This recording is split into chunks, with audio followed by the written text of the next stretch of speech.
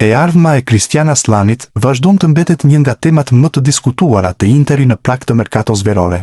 Mesfushori i kombëtares nuk konsiderohet i paprekshëm nga drejtuesit zikaltër, të cilët po vlerësojnë mundësitë për të sistemuar përfundimisht situatën e tij gjatë muajve të ardhshëm. Sipas raportimeve nga Italia, Interi mund të arktojë një tjetër shumë të rëndësishme nga largimi i Aslanit.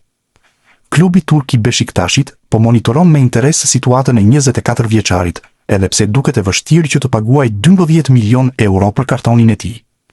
Drejtuesit e Interit janë të fokusuar në ndërtimin e skuadrës për sezonin e ri, dhe shitja e disa lojtarëve konsiderohet pjesë e strategjisë për të krijuar hapësira financiare dhe teknike.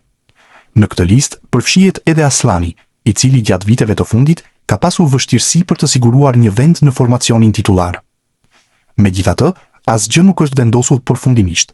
Interi pret zhvillimet e merkatos dhe ofertat konkrete, ndërsa e ardhma e mesfushorit shqiptar pritet të sqarohet në javët e ardhshme.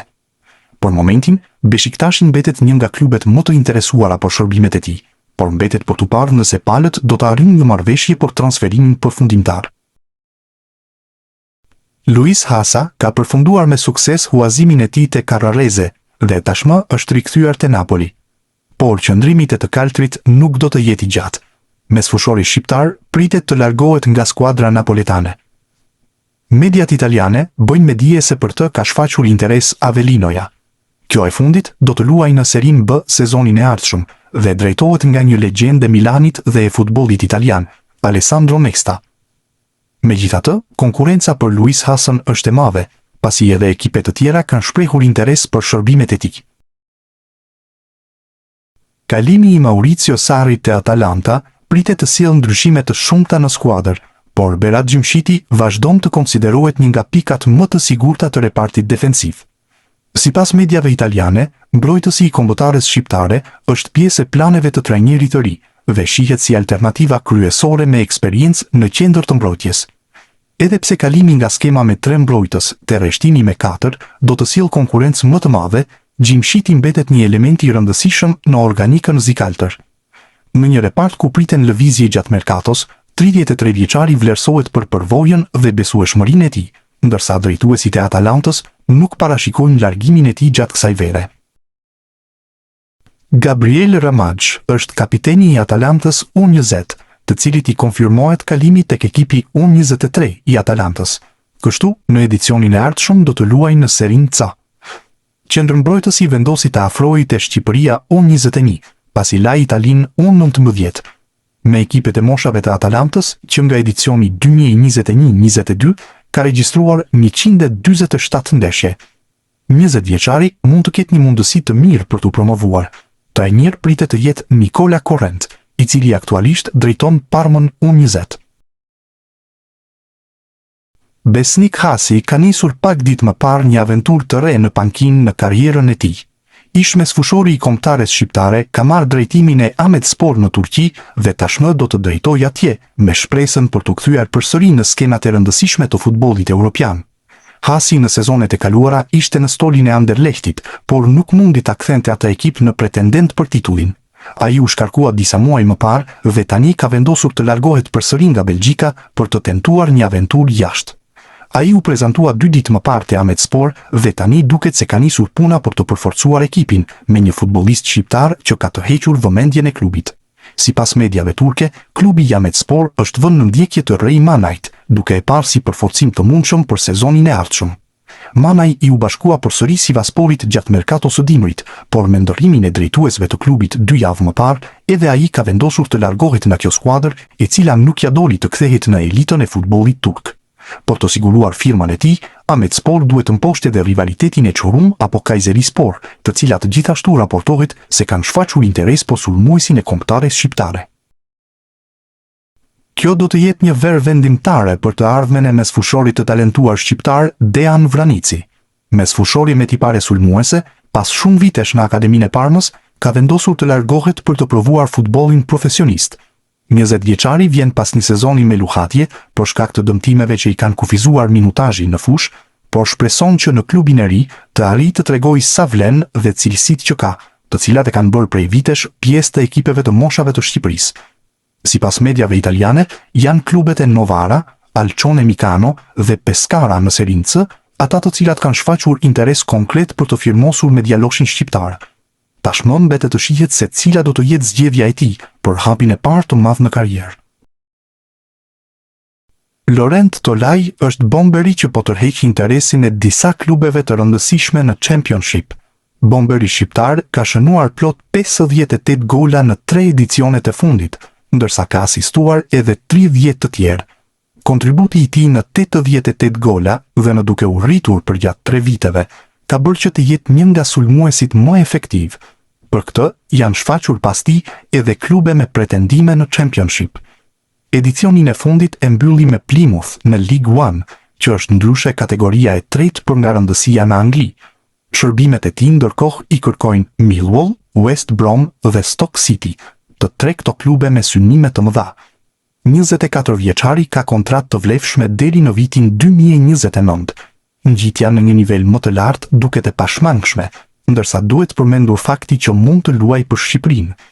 Tolaj deri tani është aktivizuar vetëm me moshat e Zvicrës. Nëse federata e bind, kuqezinjve mund të ushtohet një bomber. Më parë është shfaqur duke festuar gola me shqipon, duke treguar lidhjen e tij me origjinën. Fundi i muajit qershor do të sjellë rikthimin e disa lojtarëve nga huazimet te klubet e tyre respektive në Serie A. Mes tyre edhe 2 futbollistët shqiptar, Kristian Aslani dhe Marash Kumbulla.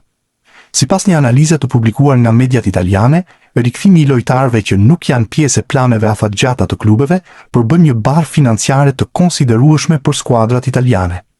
Në rastin e Interit, Kristian Aslani do të kthehet nga Beshiktasi me pagën e mesfushorit shqiptar që ka vlerën e rreth 1.4 milion eurove në sezon. Zikaltrit pritet të kërkojë një zgjidhje të re në merkato për të shmangur mbajtjen e një lojtari jashtë projektit teknik. Një situatë ngjashme paraqitet edhe te Roma me Marash Kumbullën. Mbrojtësi shqiptar rikthehet nga huazimit e Mallorca, ndërsa kontrata e tij i kushton klubit verdekuq rreth 1.8 milion euro në sezon. Edhe pse Roma nuk e konsideron çështjen shqetësuese, e ardhmja e Kumbullës mbetet e hapur dhe gjatë merkatos verore priten vendime për destinacionin e tij të ardhshëm. Në total, Aslani dhe Kumbulla përfaqësojnë mbi 3 milion euro kosto vjetore për Interin dhe Romën. Ndaj të 2 klubet do të synojnë të gjejnë zgjidhje sa më shpejt për të ardhmen e 2 lojtarëve shqiptar. Portieri Ramaj nuk është në planet e Borussia Dortmund. Ky është raportimi nga Gjermania, ku tregohet se portierit i është komunikuar vendimi i klubit. Ramaj u transferuar për 5 milion euro në shkurtin e vitit 2025. Kontrata e cila zgjat deri në vitin 2029 është një problem. Pas huazimeve të Copenhagen dhe Heidenheim, mbetet për të parë cila do të jetë aventura e radhës. 24 vjeçari po largohet nga Dortmundi akoma pa debutuar, ndërsa një vit më parë shprehej se nuk pranon stolin. Interesante do të ishte nëse do të shfaqet sërish si opsion për Shqipërinë. Zgjedhja e tij e parë është Gjermania, ndërsa më parë zbulonte se kontaktohej nga kuqezinjt. Një prej emrave më të nxehtë në merkaton e verës pritej të ishte padyshim Steven Shpendi. Sulmuesi i talentuar kishte shkëlqyer në edicionin e fundit me fanellën e Empolit dhe raportohej se disa klube ishin vënë në ndjekje të tij edhe nga Serie A. Por në mënyrë të papritur, është mësuar se ai është pranë firmës me një tjetër skuadër të Serisë B. Sipas Sky Sport, Shpendi po bëhet gati të transferohet në radhët e Padovas, e cila është gati të blejë kartonin e tij nga Empoli. Arsyeja mësohet se është raporti që ai ka me trajnerin Antonio Calabro, i cili e ndihmoi të rikthehej në formë në sezonin kur ishte huazim te Karareze. Calabro do të marrë drejtimin e Padovës dhe Shpendi ka qenë një nga kërkesat e tij, që klubi po bëhet gati të plotësojë. Gjatë ditëve të fundit, kanë qarkulluar masivisht informacione se sulmuesi i Shqipërisë, Arber Hoxha, do të kalonte nga Dinamo Zagreb te Widzew Łódź. Megjithatë, qasja e gazetarit polak Tomasz Wlodarczyk i ndryshon të gjithë skenaret. Wlodarczyk shprehet i bindur se transferimi i shqiptarit te Widzew Łódź nuk do të ndodhë, pavarësisht aludimeve. Nuk jepen më shumë detaje nëse ka të bëjë me kërkesat e Dinamo Zagreb apo sulmuesi kuqezi kërkon ekip më dinjitoz në arenën e futbollit evropian. Hoxha ka kontratë me skuadrën nga Zagrebi deri në verën e vitit 2029, ndërsa kartoni i tij vlen 3 milion euro sipas Transfermarkt. Para disa muajsh, qarkulluan informacione se për 27 vjeçarin ishte interesuar edhe Hull City në Angli.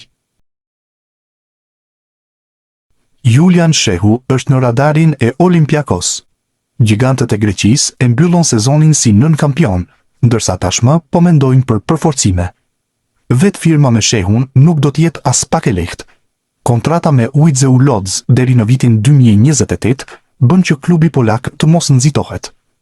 27 vjeçari ndërkohë u bë risi te kombëtarja në vitin 2025.